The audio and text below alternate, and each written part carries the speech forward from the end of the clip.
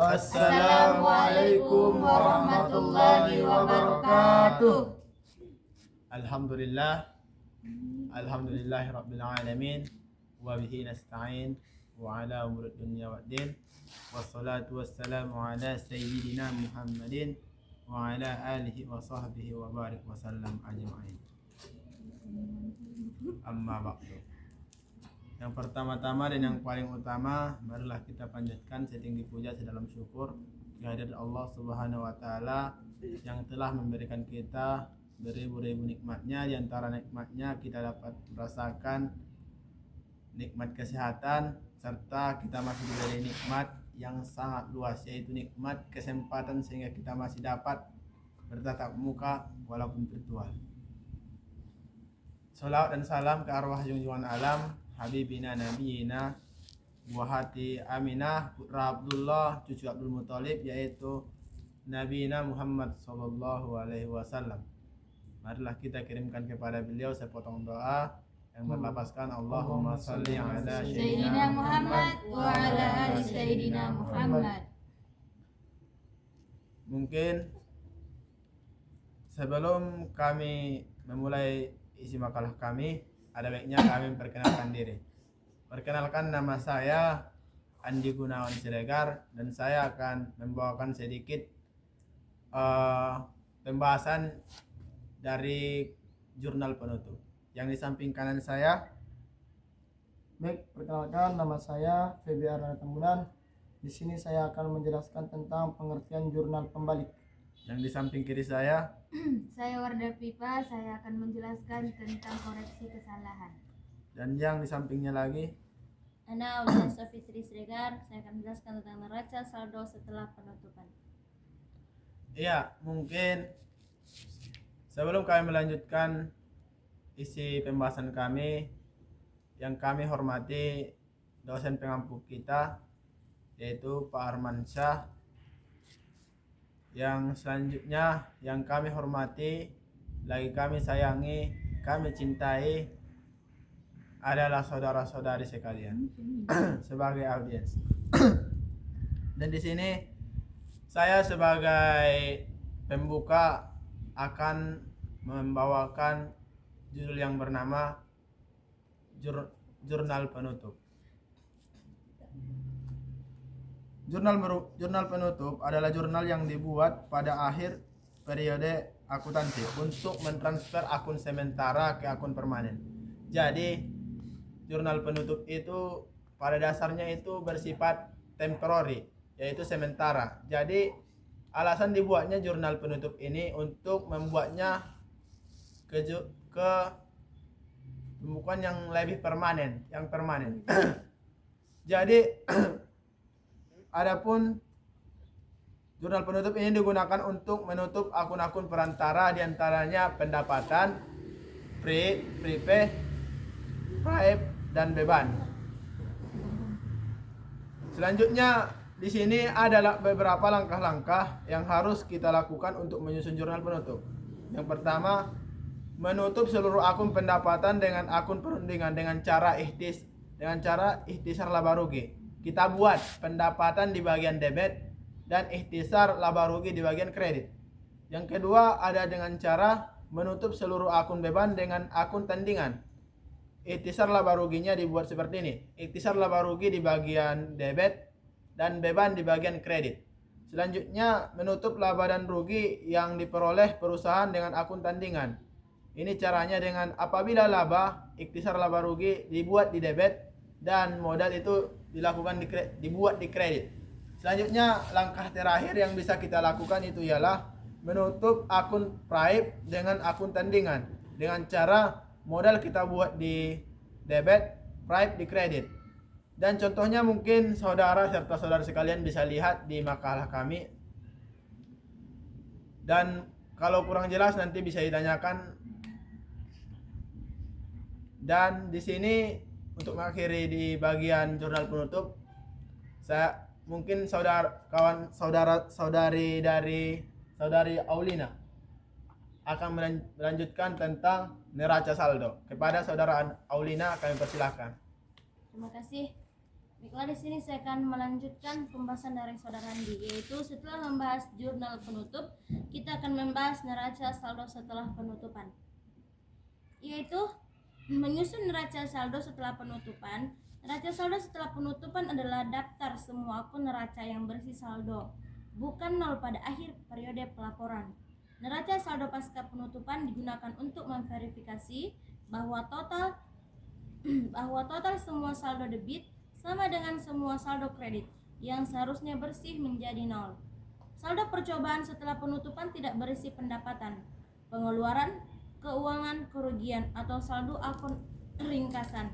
Karena akun sementara ini telah ditutup dan saldo mereka dipindahkan ke akun laba, ditahan sebagai bagian dari proses penutupan. Tujuannya untuk memastikan bahwa buku besar telah seimbang sebelum memenuhi pencatatan periode berikutnya. D. Contoh neraca saldo setelah penutupan. Neraca saldo setelah penutupan berisi kolom nomor rekening, uraian rekening, saldo debit, dan saldo kredit.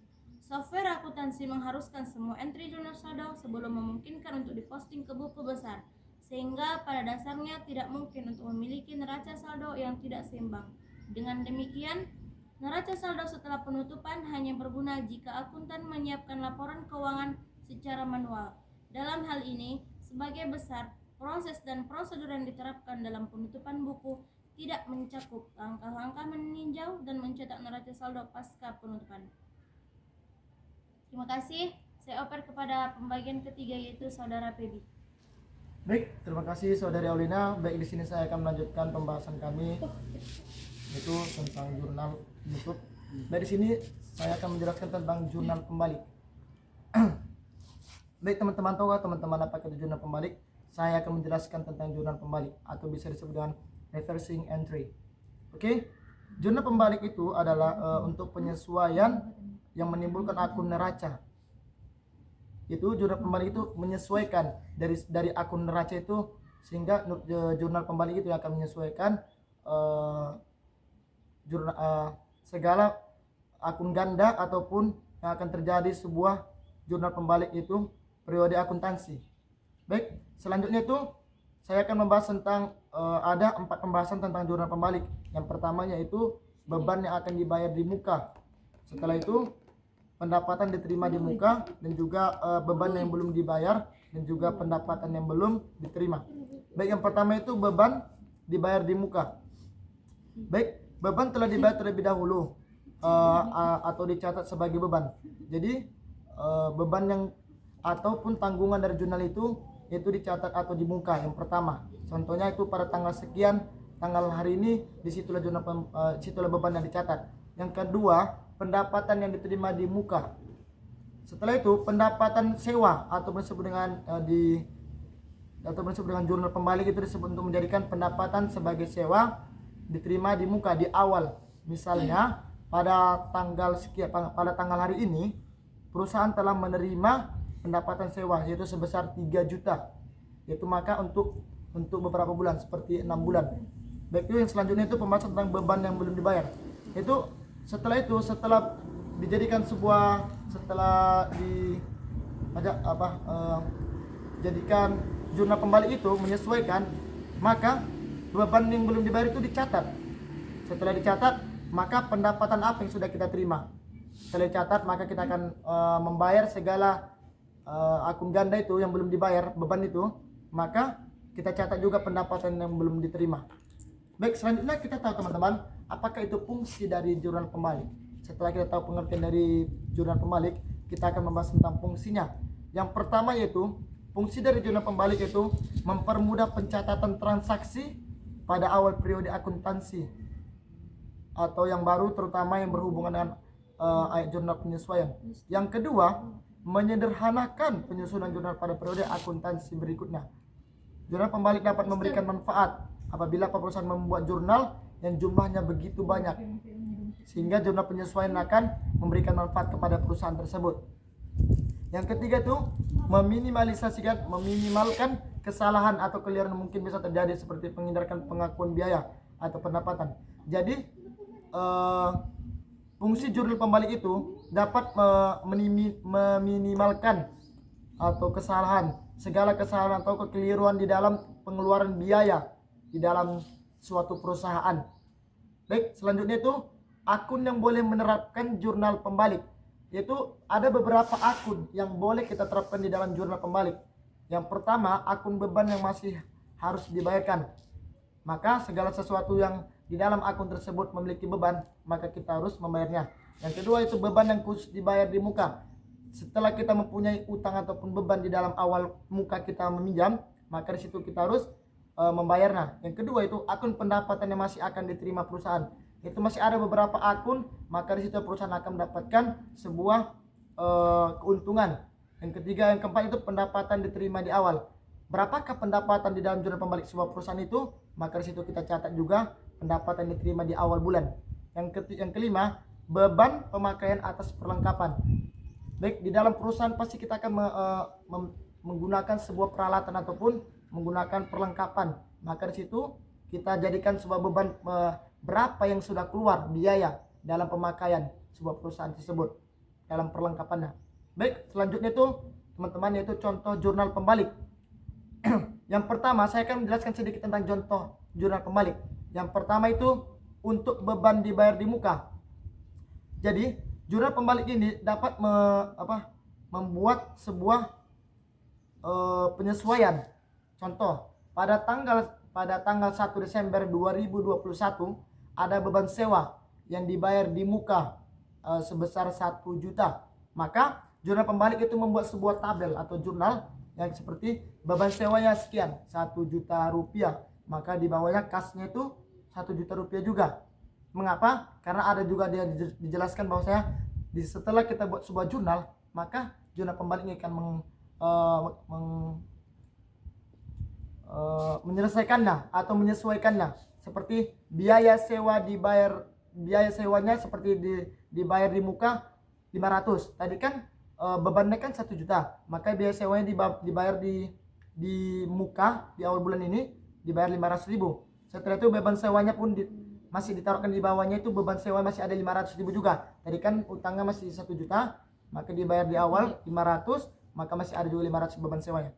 Setelah itu pendapatan diterima di muka pada tanggal sekian, contoh pada tanggal 20 Desember 2021 ada perusahaan yang mendapatkan pendapatan sewa sebesar kita buat 2 juta. Ada sebuah perusahaan mendapatkan sewa 2 juta. Maka jurnal itu kita bentuk dalam sebuah jurnal pada tanggal sekian 20 Desember 2021. Kas sekian 3 juta. Pendapatan sewa sekian 3 juta. Maka jurnal penyesuaian itu akan menyelesaikannya. Seperti dalam tanggal 31 Desember 2021 pendapatan sewa yaitu 1 juta, tadi kan 3 juta, maka sewa yang diterima itu di muka 2 juta. Karena pendapatan yang pertama itu sewanya 1 juta, maka sewa yang diterima itu 2 juta di muka. Baik, selanjutnya jurnal pembalik itu sewa yang diterima itu 1 juta, maka pendapatannya sewa itu 1 juta juga. Mungkin hanya ini dapat saya sampaikan tentang jurnal pembalik.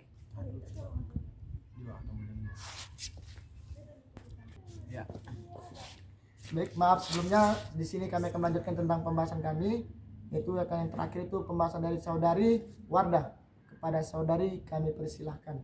Terima kasih kepada saudara Pebi. Saya akan membacakan koreksi kesalahan. Koreksi adalah tindakan pembetulan secara akuntansi karena adanya kesalahan agar akun-akun yang tersaji dalam laporan keuangan entitas menjadi sesuai dengan yang seharusnya. Kesalahan dalam penyusunan laporan keuangan dapat terjadi pada satu atau beberapa periode sebelumnya yang baru ditemukan pada periode berjalan. Kesalahan dapat terjadi karena adanya 1. Keterlambatan penyampaian bukti transaksi oleh pengguna anggaran. 2. Kesalahan perhitungan matematis. 3. Kesalahan dalam penerapan standar dan kebijakan.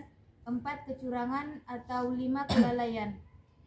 Kesalahan dikelompokkan ke dalam 2 jenis, yaitu kesalahan yang berulang dan sistematik serta kesalahan yang tidak berulang. 1. Koreksi kesalahan yang berulang dan sistematik. Kesalahan ini disebabkan sifat alamiah dari jenis-jenis transaksi tertentu yang diperkirakan akan terjadi secara berulang. Jurnal standar untuk koreksi ini sebagai berikut. A. Transaksi wajib bayar pajak lebih, seperti contoh yang bisa saudara-saudari lihat. B. Transaksi wajib pajak kurang bayar. 2. Koreksi kesalahan yang tidak berulang. Koreksi ini merupakan koreksi atas kesalahan yang diharapkan tidak akan terjadi kembali pada masa-masa yang akan datang. Seperti A. Koreksi kesalahan yang tidak berulang pada periode berjalan. Baik mempengaruhi posisi kas atau tidak, koreksi atas kesalahan ini dilakukan dengan pembetulan pada akun yang bersangkutan dalam periode berjalan, baik pada akun pendapatan LO atau akun beban. B. Koreksi kesalahan yang tidak berulang pada periode-periode sebelumnya. Seperti 1. Apabila laporan keuangan belum diterbitkan. 2. Apabila laporan keuangan telah diterbitkan. Dan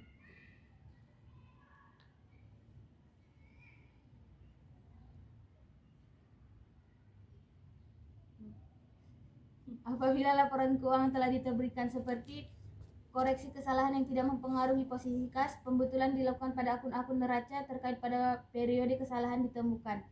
B. Kesalahan atas kelebihan pengeluaran belanja atau beban sehingga mengakibatkan penerimaan kembali belanja atau beban dan menambah posisi kas. Maka pembetulan dilakukan pada akun kas, pendapatan lain-lain LRA dan pendapatan lain-lain LO. Seperti contoh yang bisa saudara-saudari lihat. C. Kesalahan atas kekurangan pengeluaran belanja atau beban sehingga mengakibatkan penambahan belanja atau beban dan mengurangi posisi kas. Maka pembetulan dilakukan pada akun kas, ekuitas, dan silpa atau sikpa.